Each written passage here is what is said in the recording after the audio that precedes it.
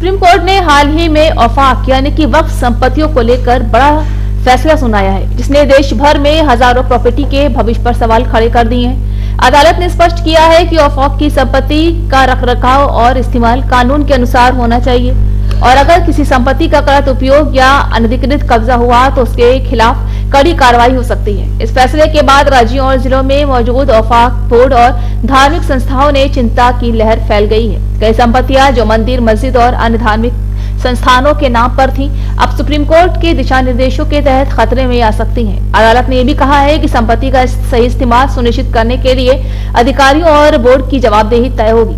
विशेषज्ञों का कहना है कि यह फैसला धार्मिक संपत्तियों के प्रबंधन में पारदर्शिता लाने के लिए जरूरी है, लेकिन इसकी वजह से कई पुराने मामले और विवाद सामने आ सकते हैं। कुछ संपत्तियों पर अवैध कब्जा या उनके गलत इस्तेमाल का पता चल सकता है, जिसके धार्मिक समुदायों में असंतोष बढ़ सकता है। सरकार और औफाक बोर्ड को अब ये सुनिश्चित करना होगा कि संपत्तियों का रिकॉर्ड और देखभाल पूरी तरह कानूनी ढंग से हो, ताकि भविष्य में कोई विवाद या अदालत के आदेश का उल्लंघन न हो।